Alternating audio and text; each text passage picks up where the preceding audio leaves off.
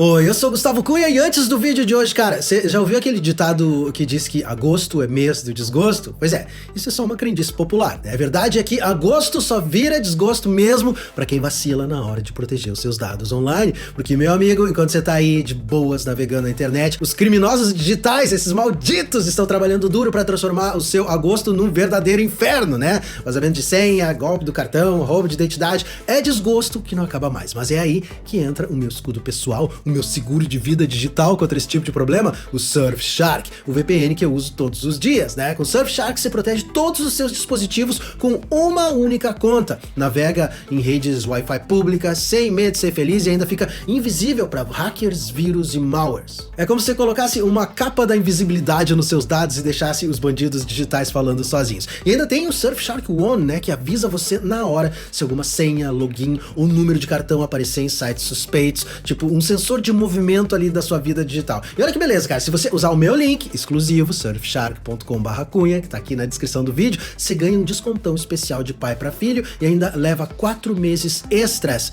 de Surfshark totalmente grátis. E se depois de 30 dias, cara, você não curtiu o serviço, que é altamente improvável, eles ainda devolvem todo o seu dinheiro, sem dor de cabeça, sem desgosto. Então bora transformar o mês de agosto no mês da proteção digital, porque, sinceramente, cara, com o Surfshark no seu time, não tem azar que possa te pegar. Não esquece, link aqui embaixo na descrição do vídeo. Valeu pela parceria, Surfshark. Muito bem, agora sim é hora de eu e você mergulharmos mais uma vez nessa série totalmente caótica, cheia de referências e de promessas para o futuro do DCU. Primeiro capítulo dessa segunda temporada de Pacificador, intitulado Os Laços que se Desgastam, marca o retorno desse que é seguramente o personagem mais improvável já colocado como protagonista de uma série de televisão, e eu adoro ele. E também nos dá algumas pistas sobre o que pode ser a tão falada grande ameaça que o James Gunn promete trazer, né, para unir todos os personagens desse novíssimo universo chamado de DCU.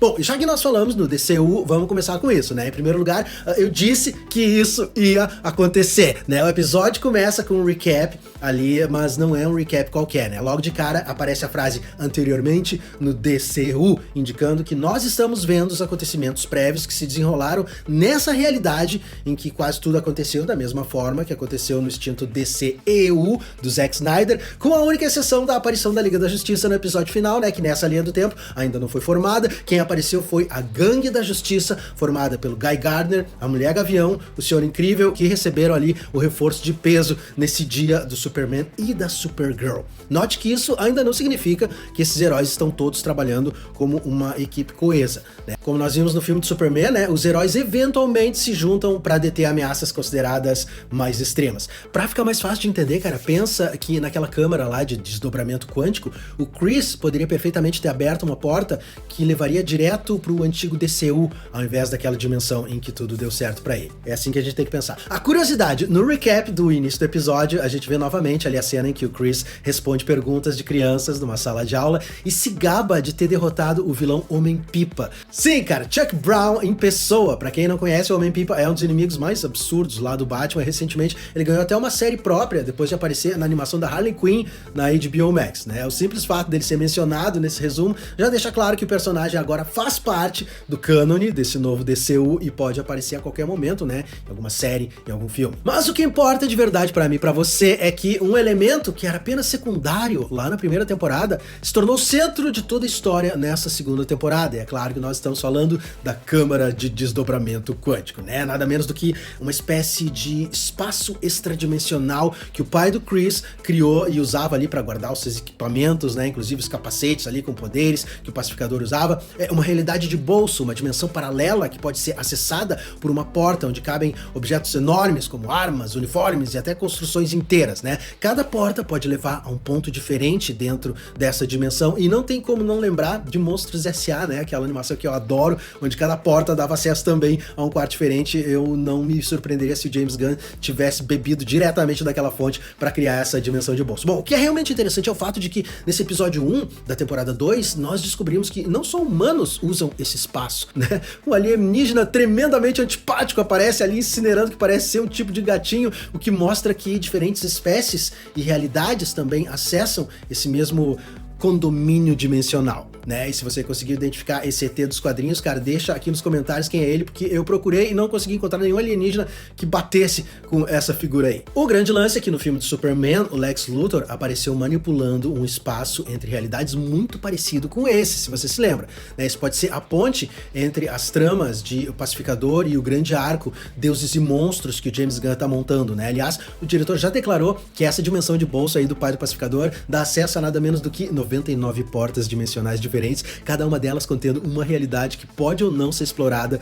de agora em diante, né? São muitos coelhos que podem ser tirados dessa cartola. Rick Flag Sr., que agora é o diretor da Argus, tá usando a agência para encontrar uma desculpa para colocar as mãos no Pacificador, e nesse episódio ele diz que essa tecnologia é a mesma que o Luthor estava usando, né, e que uma coisa assim é potencialmente perigosa para a segurança do mundo, né? Ele não tá errado se a gente for lembrar dos eventos desse novo filme do Azulão. Então essa vai ser a desculpa que vai levar o Rick Flag aí atrás do Christopher para finalmente ter a sua vingança pela morte do Rick Flag Jr., né, que foi morto pelo Pacificador em Corto Maltês, como a gente viu lá em Esquadrão Suicida. Eagly, a águia de estimação do Pacificador, acaba encontrando uma porta muito singular nessa dimensão de bolso que leva a uma realidade particularmente difícil de encarar. Porque, caríssimo gafanhoto, do outro lado da porta não tá nenhum monstro ou um inimigo, mas algo muito mais aterrorizante, que é a felicidade. O Chris encontra uma versão da própria casa, mas é uma imagem espelhada, uma utopia na qual o veneno foi extraído. Nessa realidade, o pai dele, o Aldi Smith, não é um supremacista branco que moldou a personalidade do protagonista através do abuso, mas um herói condecorado, um pilar da comunidade de Evergreen, cara. O irmão do Chris, o Kit, cuja morte acidental pelas mãos dele próprio é uma espécie de pecado original ali da vida dele, tá vivo, adulto, uma parte da equipe de heróis celebrada como o Top Trio. As paredes estão ali adornadas não com parafernália racista, mas com prêmios, chaves da cidade, recortes de jornal exaltando esse trio. O capacete do dragão branco, que antes era um símbolo de ódio, agora é azul e é parte de um legado heróico. Olha isso, cara. Quando o Chris entra no quarto da sua versão nessa realidade, um detalhe que eu adorei foi o quadro do Def Leppard, que é uma das minhas bandas de metal farofa favoritas, e tem o título ali da clássica canção Pour Some Sugar on Me, mudada para Pour Some Honey on Me, indicando que existem outras diferenças sutis entre realidades, até mesmo a escrita da banda Hanoi Rocks, né, que é uma das bandas principais em toda essa série, também tem a sua escrita mudada. São detalhezinhos bem sutis ali para indicar que esse é um mundo diferente. De qualquer forma, esse lar que nunca foi é a manifestação de todos os desejos reprimidos do Christopher Smith. É um vislumbre doloroso de uma vida na qual ele foi amado, onde o orgulho substituiu a vergonha, e ao ser confrontado com esse amor incondicional de um pai, de um irmão, que na realidade deles são representações de dor e morte, né, o Chris simplesmente desmorona. Essa dimensão alternativa não é uma aventura, é quase uma acusação, é um espelho que mostra não quem ele é, mas tudo que ele poderia ter sido, né? É bastante curioso que tenha sido inclusive o Eagly que encontrou essa porta específica, porque as águias são frequentemente associadas ao simbolismo de liberdade, de renascimento, dependendo da mitologia e da cultura em que ela é retratada. Então, ele ter ido para justamente nessa porta é basicamente um elemento metafísico da série, né? Ele se torna um totem, uma divindade protetora, um guia espiritual, enfim. O grande lance é que, de volta ao universo original, os membros da equipe do Pacificador, né, os 11 Street Kids, estão tendo que lidar com as consequências das suas escolhas lá na temporada passada, né? A Adebayo, que vai buscar o Chris ali para sua grande entrevista com a Gangue da Justiça, tá ouvindo no carro a música Don't You Ever Leave Me, da banda Hanoi Rocks, que a gente acabou de citar. Essa escolha não é à toa, né? Foi justamente de uma música dessa banda que o grupo ganhou o apelido de 11 Street Kids lá na primeira temporada. Além disso, o título da canção funciona como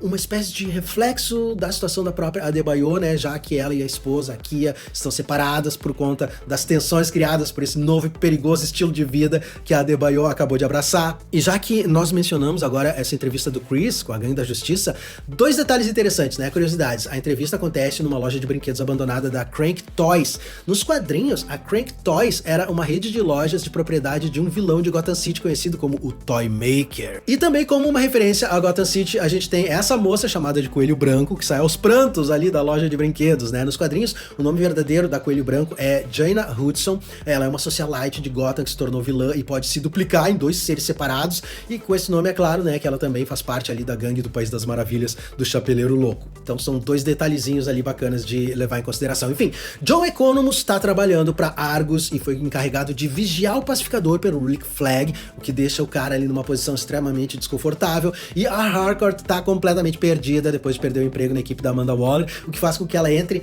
numa espiral de autodestruição. Eu adorei a luta dela no bar, cara. A forma como ela simplesmente não quer parar de bater naquele cara, né? Mesmo depois que tentam tirar ela de cima dele, ela luta pra voltar e continuar batendo no cidadão naquele momento. Aquele coitado se tornou a representação de tudo o que deu errado na vida dela e ela tá descontando todo o ódio em cima dele. Eu adorei. E o único cara que parece estar levando a vida numa boa é o Adrian Chase, né? Conhecido como Vigilante, o meu personagem favorito dessa série. A gente não teve muito mais dele nesse episódio, mas certamente ele vai ter uma participação maior quando a história engrenar de verdade. Porém, velho, mesmo esse sendo um episódio de introdução, existe uma subtrama que já tá sendo apresentada, tá acontecendo paralelamente a tudo isso, né? Quando a personagem da Sacha Bordeaux entra no escritório do Rick Flag, a TV tá ligada na Sphere News, né? Na tela, o âncora do programa de notícias dessa TV, que é o Clive Torenwright, fala sobre essa crescente ansiedade do público em relação aos meta-humanos, né? Vale lembrar que tanto o Torenwright quanto a Sphere News já tinham aparecido no filme de Superman aqui de 2025, né? Quando ele entrevistou o próprio Pacificador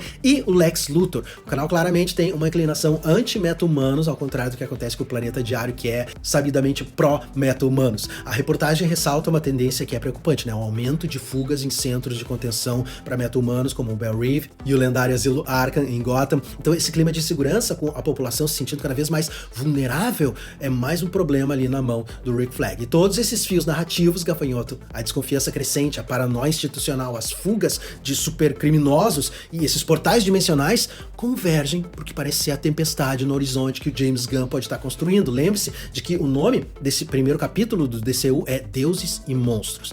Isso pode ser bem mais literal do que a gente imaginava, né? A ameaça não vai ser o multiverso em si, ou a implosão do multiverso, mas uma força externa que se aproveita das fissuras na fundação dessa estrutura, uma força que se alimenta do medo e da divisão. Você sabe de que eu tô falando, né? A teoria que eu tenho e que muitos internautas têm também aponta pros novos deuses, mais especificamente pro Darkseid. Nos quadrinhos dos anos 80, na saga Legends, o Darkseid tenta conquistar a Terra não através da força bruta, mas desacreditando os heróis do nosso planeta, virando a população contra eles, né? Ele envia ali o seu arauto, o glorioso Godfrey, pra espalhar propaganda e medo, desinformação e falácia, né? Minando a confiança do público em relação aos meta-humanos. É difícil não ver um paralelo direto com o que está acontecendo no DCU nesse momento, né? Esse jornalista, o Clive Traun, com a sua retórica alarmista, poderia muito bem ser a versão desse universo do Godfrey, né? Um agente do caos disfarçado de âncora respeitável de telejornal, quer dizer, o cara apareceu no Superman e agora em Pacificador fazendo o mesmo tipo de comentário anti-meta-humano. É um pretexto perfeito para uma força externa se apresentar como uma salvadora, ou para que um governo aterrorizado tome medidas drásticas que acabem com as liberdades civis de uma parte da população, os meta-humanos. Então a história, que já tá se desenrolando no fundo, né, por trás ali dos dramas pessoais do Chris e da equipe dele, é essa, né, de uma sociedade sendo preparada para ser subjugada, escravizada. A ameaça que o James Gunn tá construindo talvez seja um deus tirânico sussurrando veneno nos ouvidos de uma população já assustada, transformando os seus maiores protetores nos seus maiores medos. Ah, James Gunn, faça isso acontecer. Bom, no final do episódio, o pacificador do outro universo encontra, né, o pacificador do DCU e o resultado não poderia ser outro, uma luta até a morte. E a diferença mais gritante e simbólica entre esses dois personagens está nos uniformes, né, dessas duas versões, embora o Christopher do DCU não esteja usando dele no momento. A gente já tinha falado sobre isso no outro vídeo. O emblema da pomba no peito do nosso Chris aponta para baixo, né, o símbolo da trajetória descendente dele, da queda constante em desgraça, da autodepreciação. A pomba do outro Chris, porém, aponta para cima, né, um sinal claro de ascensão, de sucesso, de retidão. Ele é tudo o que o nosso Chris deveria ter sido e não foi. Então essa batalha é curta e é brutal, terminando não com uma vitória heróica, mas com um acidente que é grotesco, né? O pacificador alternativo ali, com as suas habilidades superiores, com seus equipamentos mais avançados, é empalado pela própria tecnologia no teto da dimensão quântica. Por um lado, isso é uma libertação, né? O Chris elimina aquela imagem perturbadora de perfeição inatingível, mas por outro lado é uma condenação, né? Ao matar a melhor versão de si próprio, ele reafirma a identidade dele como um filho errado, né? O destruidor, aquele cuja vida é definida pela morte. Ele não apenas matou o irmão sem querer e o pai por querer, mas agora matou a versão idealizada dele mesmo. Olha só como isso é brutal, cara. Pra quem estuda psicologia, esse episódio deve ter sido um parque de diversões. Então, ao final desse episódio, o Christopher Smith tá mais isolado do que nunca. A narrativa do Pacificador, com essa mistura única de humor escatológico, violência brutal, sofrimento genuíno, ao que tudo indica, felizmente, vai seguir explorando verdades que são profundamente humanas, né? Sobre trauma, identidade, sobre a busca por pertencimento, a ameaça desses deuses e monstros cósmicos paira no horizonte, né? No futuro, mas a batalha mais importante e mais sangrenta vai continuar sendo travada dentro daquele capacete cromado. Mas é claro, né, cara, que eu quero saber o que você achou desse primeiro episódio da segunda temporada do Pacificador. Deixe seus comentários aqui embaixo pra todo mundo ficar sabendo. E não esquece que tem aquele meu link do Surfshark, surfshark.com/cunha, pra você ganhar 4 meses adicionais na sua assinatura e seguir navegando tranquilamente na internet sem precisar se preocupar com hackers, vírus e malwares, essas pragas. É só clicar no link que vai estar aqui embaixo na descrição do vídeo e fazer a sua assinatura. E eu vejo você muito em breve, cara. Até lá, fica com Deus, permaneça bem, permaneça seguro, tá certo? Uma vez mais, muito obrigado e até a próxima.